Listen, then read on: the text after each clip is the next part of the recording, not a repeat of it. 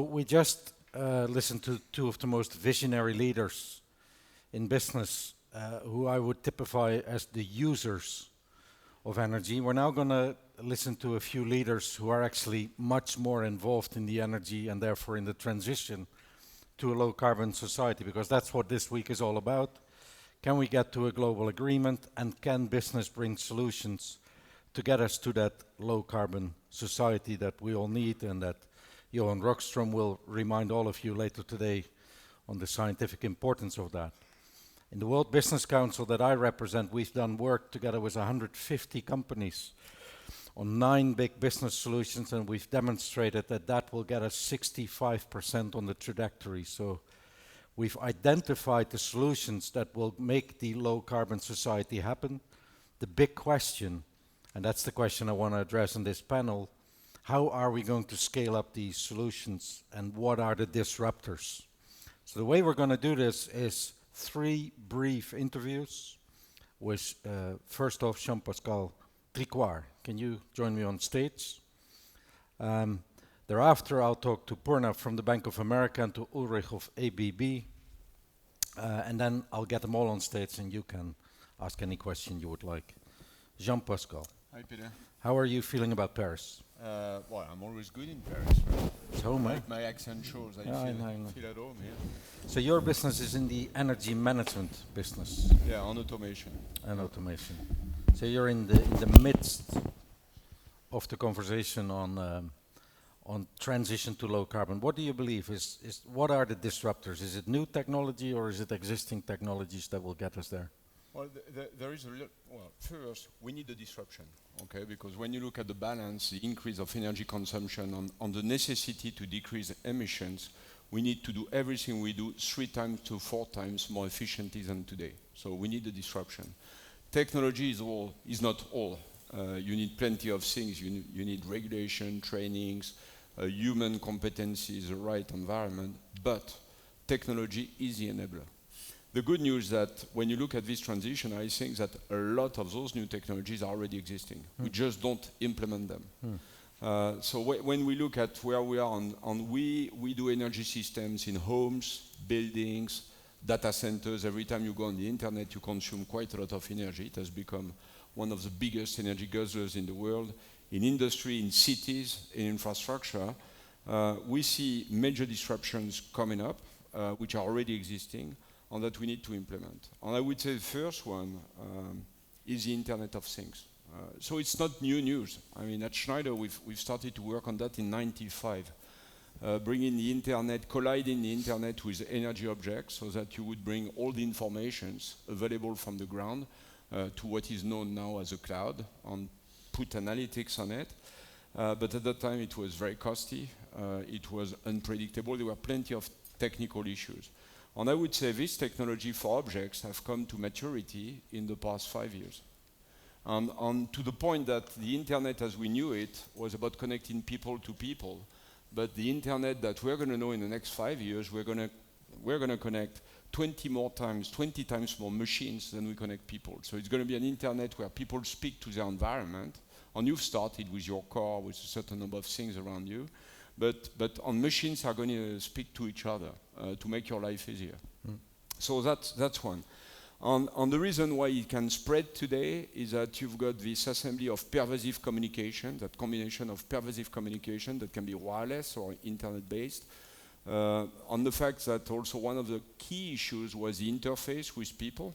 It was always very complicated, engineering-driven. Now it's very easy. It's an app on your mobile phone. Systems, your environment sees you through that mobile phone. That enables a much easier interaction. And the openness of system enables communication together. So we see clearly a future which is far more efficient because it's more connected. Then the second big rupture, if you look at energy, which is massive, is the arrival of renewable energies. On renewable energies, well, the thing which has been striking over the past 5 years has been the massive decrease of cost. When we say massive, it can go in certain countries, certain point, 80%, right? As bad as this. So we know the usual problem with renewable energy, it's intermittency, right? The sun is not always here, the wind is not always here. Some lucky countries benefit of both. It's a rare combination. But it comes at a point where we come also with technologies of storage, batteries, which again are no new news. I mean, we've been doing storage. We do 50% of our business in what is called the emerging world. I call them the new economies. And there we have been doing storage things, not for the rich in California, but for the poor, to prevent power outages and enable you to go through power outages. So technologies which are well proven, which have a pretty high cost point.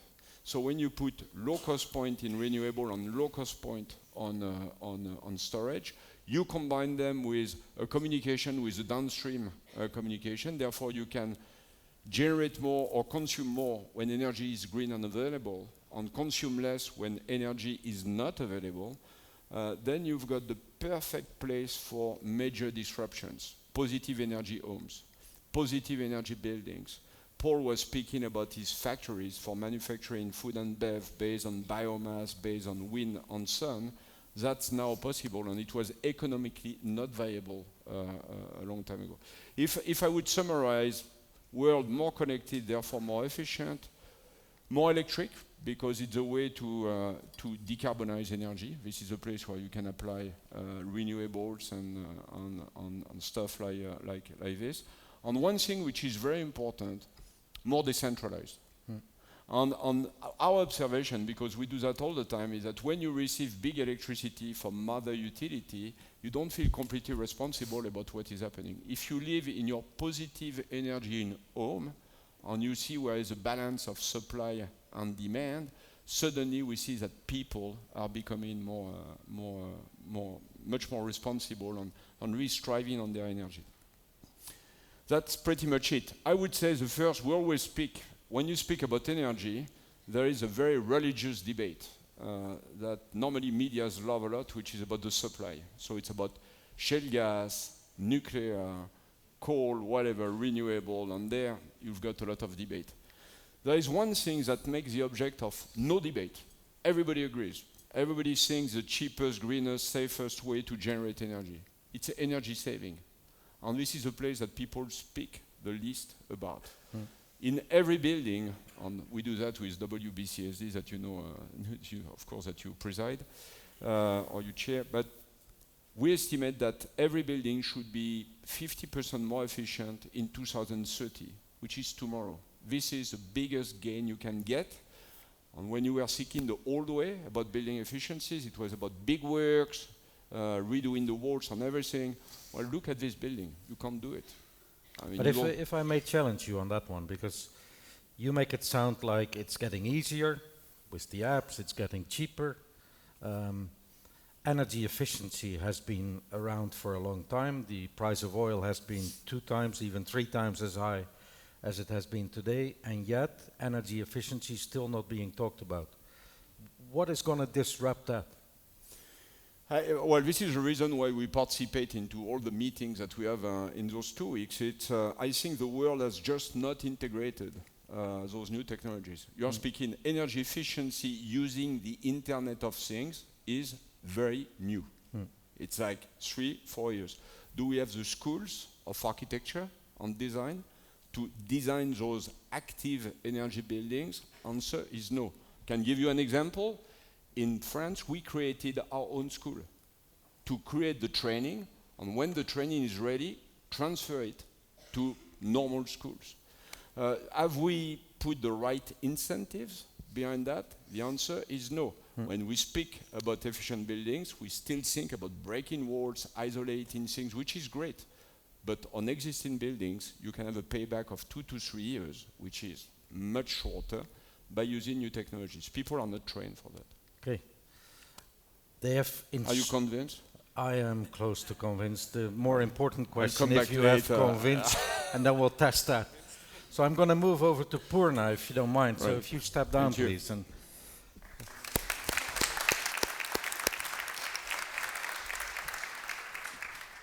so next up is Poorna Sagurti, the chairman of the Bank of America.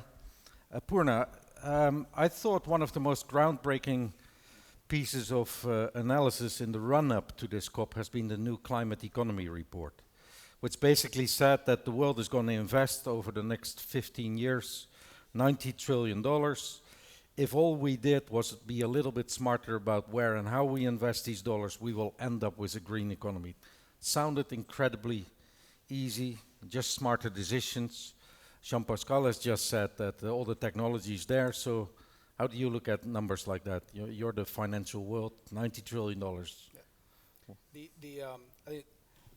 The revelation now, Peter, is we stopped talking about billions. We all talk about trillions nowadays.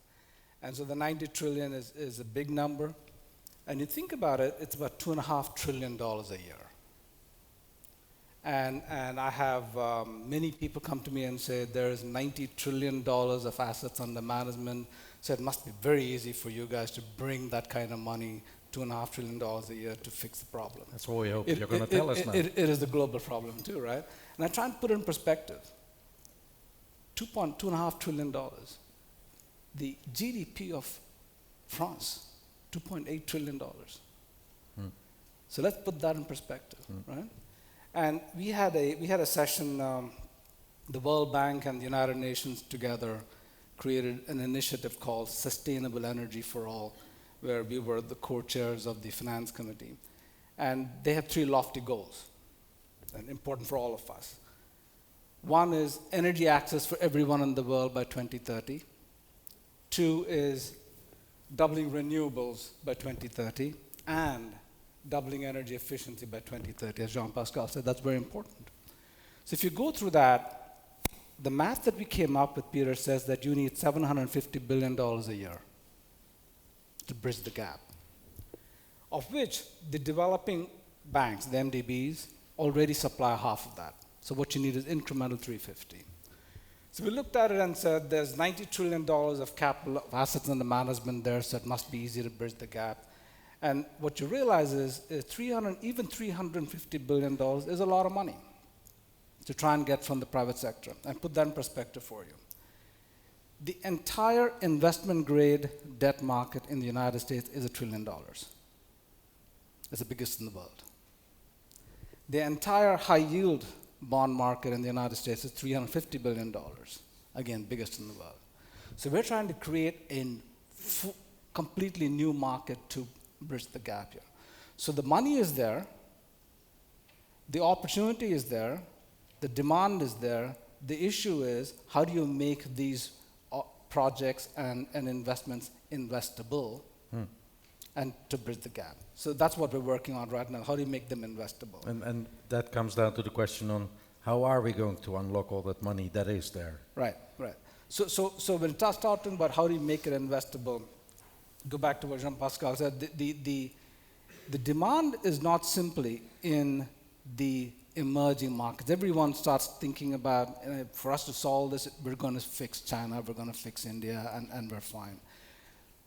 That's a very important piece of the puzzle, Peter, but that's not enough. It is the developing world just as much as the developed world, because if you talk about the energy efficiency, it is here.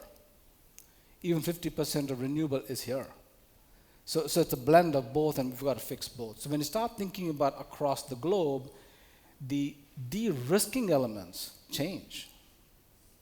In the developed world, it's less about FX risk. In the developing world, it's about the FX risk, sovereign risks, right? The tenor risk. In the old days, when we were thinking about efficient projects, actually project risk was very high. Nowadays, with technology that we have, and Ulrich will talk about that, is you don't need a long lead time to put a project in place. It happens in a short time because solar panels are there, the wind facilities are there, it's easy to install. So you taking away some risk, but the de-risking elements become important, which then gets us to how do we bridge the gap. So then it's people like us that step in and say, okay, let's figure out how we get the money to the consumer. What we're suggesting to the world banks of the world is they've been very good to the developing world out there. So stop lending money to the developing world. That's old news. What you should start thinking about is de-risking these opportunities so the private sector then comes in. So that's going to become a different kind of discussion that we have.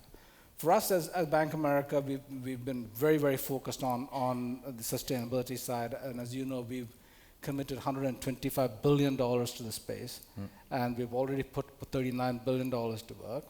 And along with that, what we've said is to make some of these de-riskings possible, we're going to start a $10 billion catalytic initiative, which our CEO announced at the UN last year. And what that will do, Peter, is help propel the de-risking opportunity to a larger degree and to a faster degree. You're talking a lot about de-risking the new technologies. And I understand that if you implement a new technology in a faraway place, the risk profile is completely different than if you implement an existing technology in a mature market. But I don't hear you talk about another big risk of inaction, that is the stranded assets of fossil fuels. Yeah. And I know I talk to you as if you represent every part of the financial sector because your name starts with a bank, and it's probably not fair, but still, from your perspective, there is this tipping point that once the world gets confidence that we're off the addiction to fossil fuels, stranded assets will materialize. How do you think about that risk versus the project risk in new? Yeah.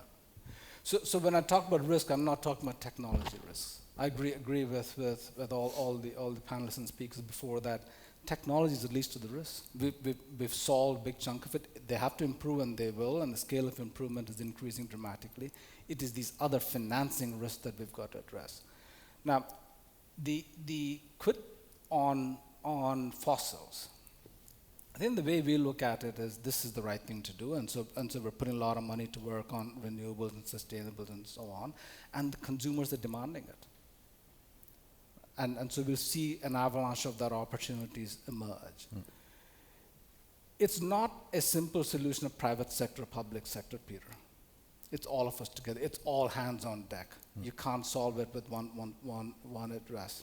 I think if you use that perspective, what we're going to see happen is whilst we're weaning ourselves off the fossil fuel opportunities, we will need to build up this. It's not turning the switch off at any one point. And that's, I would dare to say, is going to be a disruptive, turbulent transition. I'll give an example. Mr. Crane was mentioned as one of the most forward-thinking CEOs in this field. He was taken off his job last week, basically because the share price pressure at NRG in this transition was becoming too high. And do you expect that this is a natural part of this transition, or can we do this slightly more smoothly so that people actually will continue to have the courage to be forward-thinking and push the agenda? I think you've got to think about equity capital different from debt capital. Sure. And I think the challenge I think that David had was on the equity side more than the debt side. And for the developing world or just the countries and sovereigns, they're thinking more about the debt capital more than the equity capital. So it's a little different. On the debt capital side, I think what you'll see is, as you know, we're one of the biggest issuers of green bonds, and as both as an issuer, as an intermediary, as an architect of it, and what we see happen there is the market is there. The investor community is saying their investors, the pension funds, are all saying, I want you to put money to work in sustainable areas. So they're complaining to us that there isn't enough supply. And we look at that and say, well, the reason why there isn't enough supply is for an issuer to come in and issue a green bond, it costs them money. So unless the investors incentivizing them, they're saying, well, if I issue a regular way bond and it costs me X in coupon, if I issue a green bond, if it costs me X again, but then it costs me a lot of money to manage that green bond, then you're asking too much of the issuer. So what we're suggesting to the investors is incentivize the issuers, take a little bit less, ask them to give you more, and then that supply-demand curves will start coming in. Once we get to that stage, the David Crane's kind of situation won't happen. Okay, great. We've come to the end of our allotted time. I'll call you back on the stage. Any question on the financial sector to Poorna, please start gathering. And can I please invite Ulrich Spitzhofer?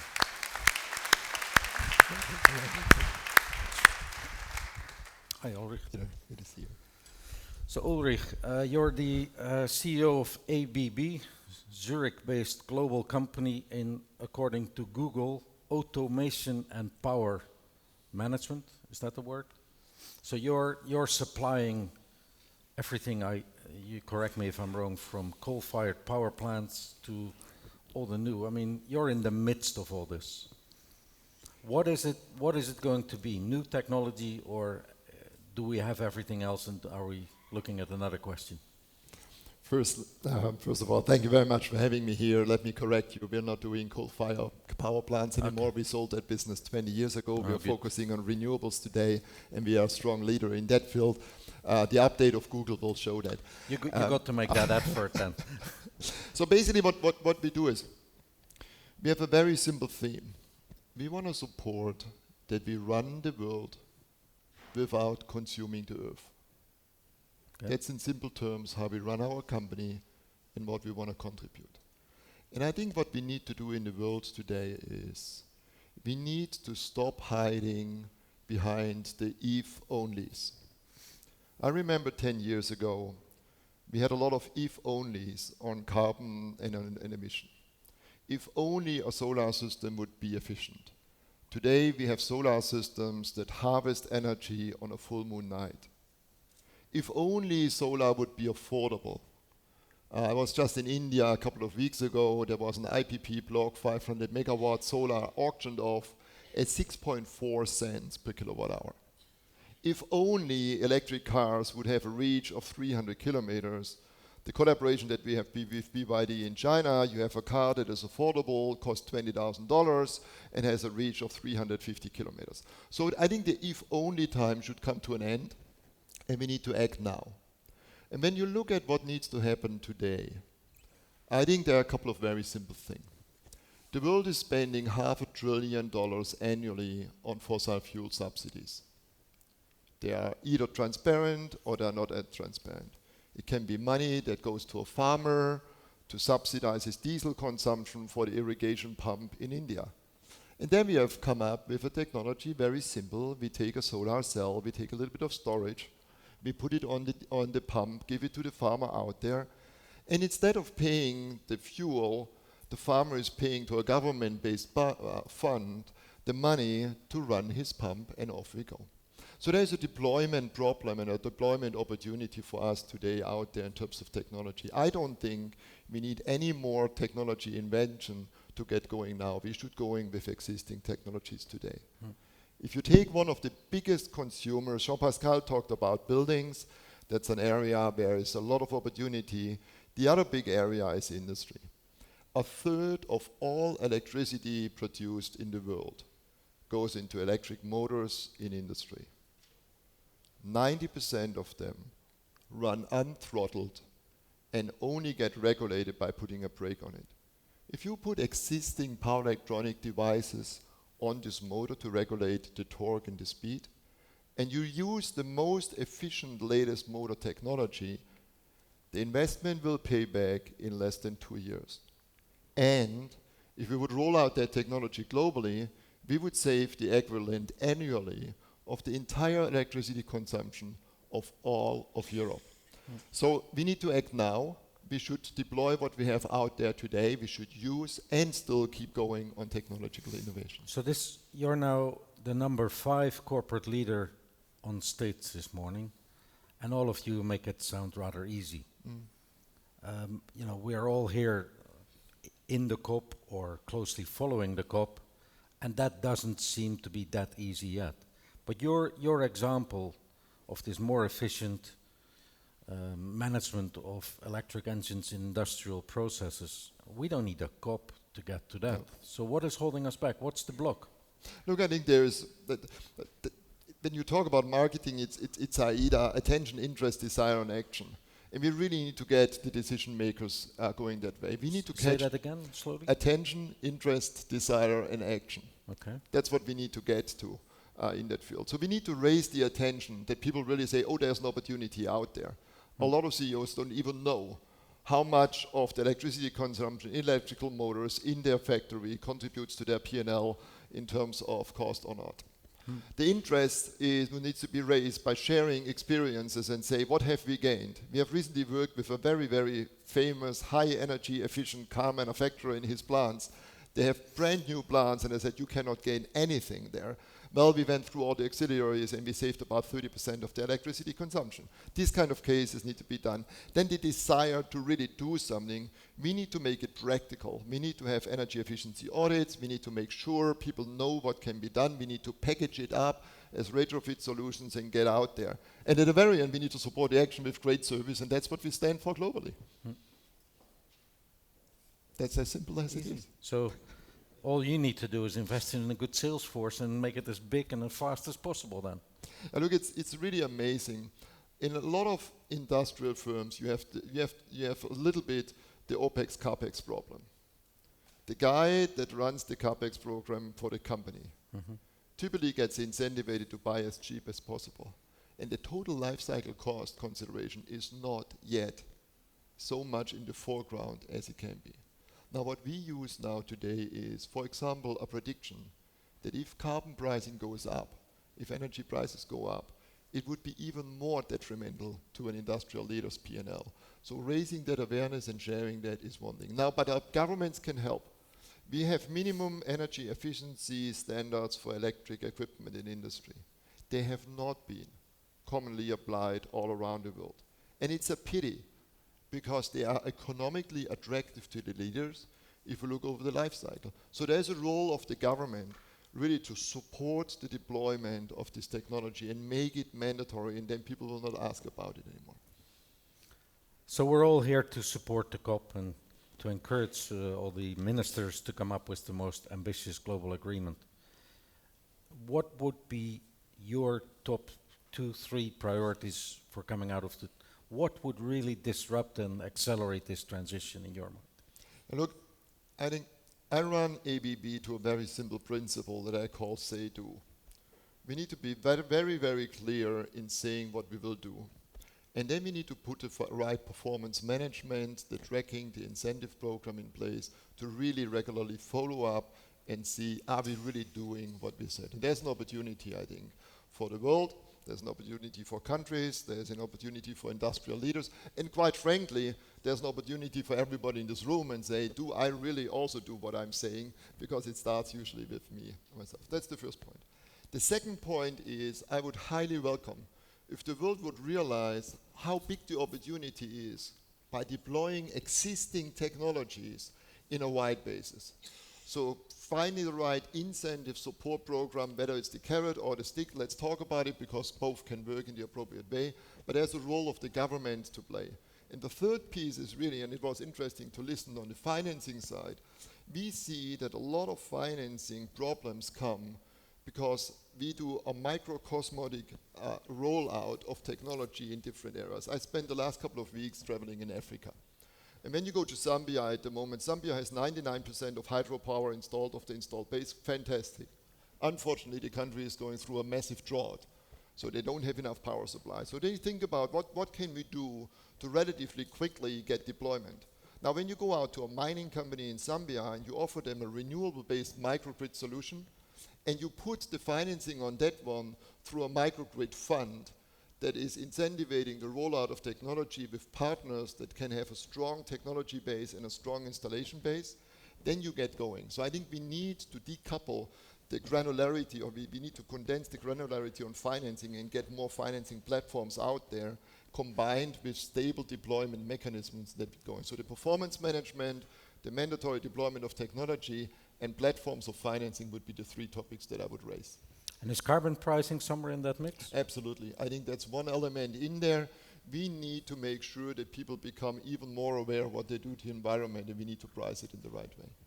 Thank you very much, Ulrich. Can I invite Jean-Pascal and Purna to join us again?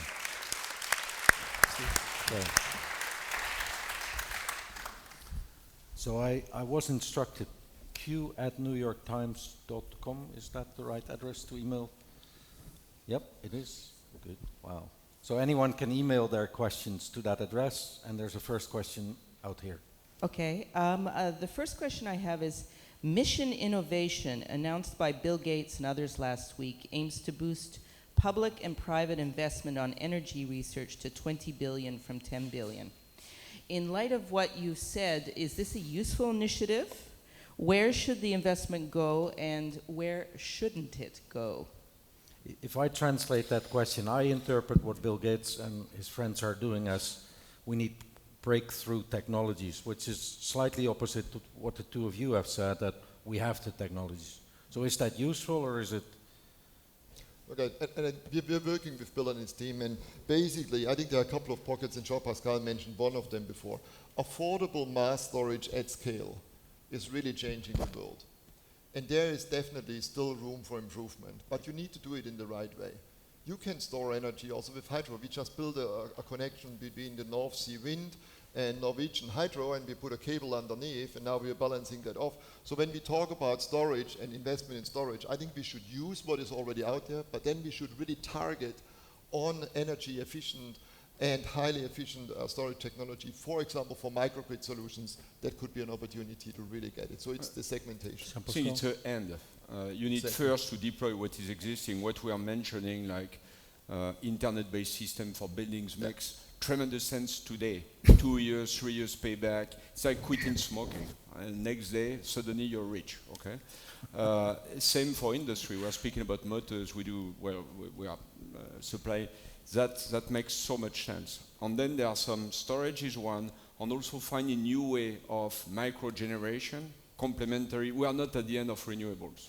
We are not at the end of local means of production. So it's a hand. And now we are mobilizing as companies a lot already on R&D. So it's just an adding on the big mass of R&D which is done in the world on that topic.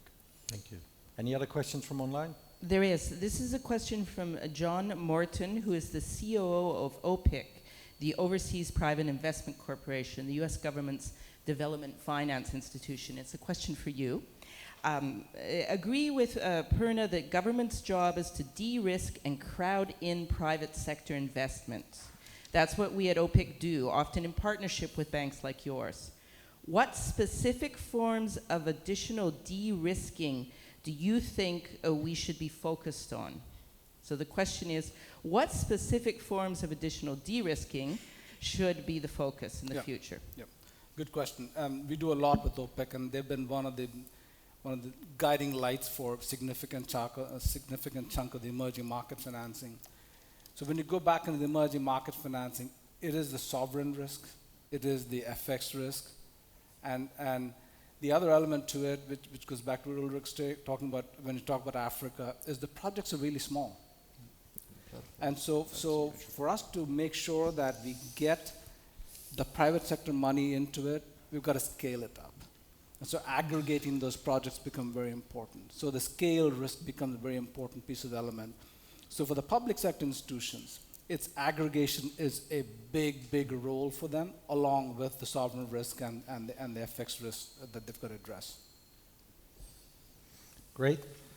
Let's go into the room. Anyone in the room? There's not often that you get 3 of these caliber CEOs. There's one question. There's a question down there. Hi, my name's Maren Smith. I work with a think tank in Canada. I'm wondering what all of you think of carbon pricing. Do you support carbon pricing, and what kind? Carbon tax or cap and trade, and why? Let's do a yes, no first. Can I actually also add, and are you paying carbon taxes or carbon prices in Or let's change that. Do you use an internal carbon price? Ulrich. Well, I support carbon pricing, but I think it is an artificial construct that we need for a ramp-up period to change behavior. When we have the behavior in the bucket where we want it to have, I don't think it will be long-term necessary. But as a stimulus to get going, yes, absolutely, I support it. I completely support. It would accelerate the transition. We are saying things are here. 80% of what we need is probably here. Yeah. We don't deploy it. That would be a formidable catalyzer. On the top of it, every day we make decisions based on financials which are wrong, because they don't take into account the TCO of the solutions we are using. Absolutely. So bringing carbon pricing in the decision is just fair. And it's everything we see is undervalued respect to reality. So my only message is don't make it too sophisticated. The day the first carbon pricing was created, it was, no offense, given to financial people, mathematicians. Nobody understands anything anymore. I mean, when we apply that inside our company, we try to put a fixed carbon pricing, which is our best estimation of what it should be, and go for it. Make it simple. Purna? But we have to integrate externalities in our decisions. Yeah. I think the Jean-Pascal said something very appropriate, which is a lot of times, At least a lot of times, the right carrot is the threat of the stick. And here, when you're talking about carbon pricing, that's what we try to do, is threat of the stick. And we don't need to do that. I think incorporating that in the evaluation of the math of does this project work, and the substitutions and the comparability of it, and the debate on which fuel to go to, that's what is going to drive the enormity of the carbon pricing. Great. The red light on the screen is bleeping. This session is unfortunately over. We're going to move on. Let's give a big warm hand of applause to the panel. Thank you, Buddha. And I now